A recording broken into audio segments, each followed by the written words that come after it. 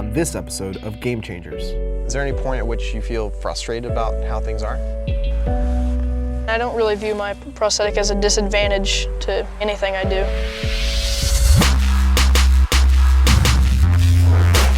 The game is always changing.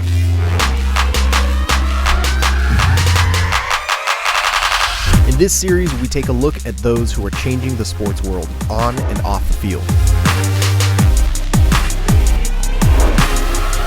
I'm your host, Armin Amirian, and this is T-Mobile's Game Changers.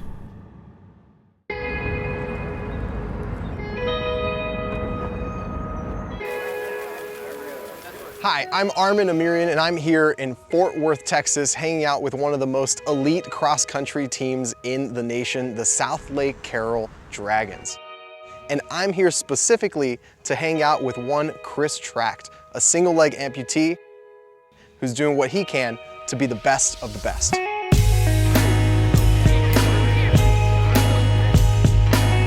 Adaptive athletes are a growing part of the competitive sports landscape. These athletes run the same races as non-adaptive athletes and compete at a very high level. But while there are plenty of adaptive athletes on the track, Chris is one of the few on the cross-country course. After just barely missing a Paralympic record as a freshman on the track, Chris is entering his sophomore year looking to push his limits even further.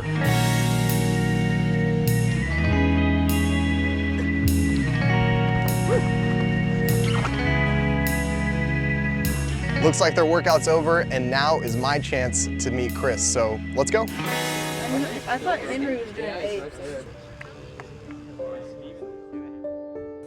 Chris, what's up, man? Armin. What's up? Nice to meet you. Nice to meet you too. How'd that run go? It was good. Nice recovery run. So, Chris, tell me about the leg, man. So when I was born without my fibula. At 9 months, I had 3 toes.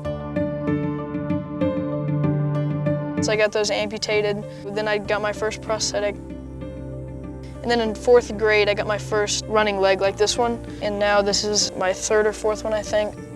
It's a lot better to run in one of these than the regular walking leg, which I use day to day.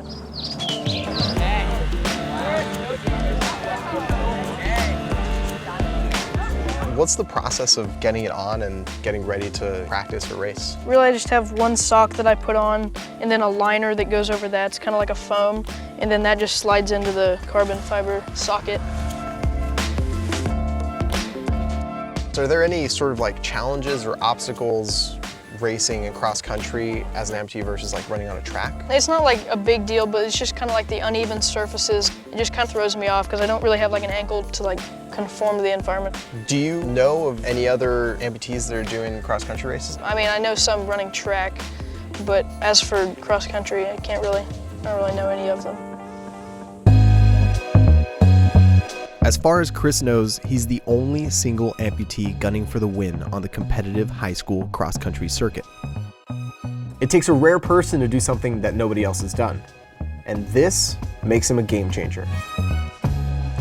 Getting a chance to watch Chris train and chat with him about his life was awesome. However, he's an elite athlete and he competes. I am here tonight at the Friday Night Hawk invite to watch him do just that. But before the race started, Hey. How's it going, Armin? I had a chance to sit down with Chris's mother to learn more about him. What was your reaction like when Christopher was born? So first of all, we didn't know if we were having a boy or girl, so I was surprised that it was a boy. But then the doctor pointed out that he had been born with a birth defect. So you guys didn't know, right? So it was a surprise to you? It was a surprise, a complete surprise. 2 weeks later, we met with a round of doctors. They gave us 2 options, and one was reconstructive surgery for many years throughout his even young adult life. And the second option was amputation at 9 months, and then they would fit him with a prosthesis. As far as my husband and I are concerned, our first thought was, well, we're going to do anything to save his foot. But the doctor that would have done the reconstruction, he said, your son is an in-between, and if it was my son, I would do the amputation. Wow. And that, for me, solidified everything. The hardest thing about that whole process was making that decision for someone else. It was very emotional, but we knew when the surgery came around that we had made the right decision. What's important is that he will walk and run and be normal instead of being in a hospital for half his life.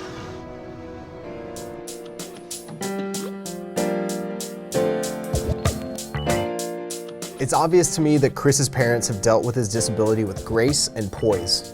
And after speaking with Chris's mom, it's pretty clear where he gets his inspiration. Is there any point at which you feel frustrated about how things are? Not really. I mean, I don't really view my prosthetic as a disadvantage to really anything I do. This is just a really big motivator for a lot of guys, just to remember that there really are no excuses, and so it just helps the rest of us remember that if he can do it, there's no reason we can't. He's just one of the boys too, so I mean, he's a super hard worker, he's motivated, he motivates us every day, so it's good to have him.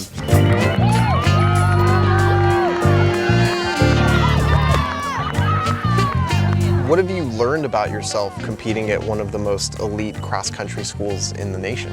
I've learned that I'm really no different from anyone else, and that's kind of how my team views me too. They don't really treat me any different. I go out there, do the same workouts, just really see myself side by side with them. I got a chance to watch Chris train, compete, and I even got a chance to talk to his mom. And what really struck me is how humble he is. He's competitive, he's driven, he's an incredible athlete. But what Chris Tracht taught me is there's no room for excuses.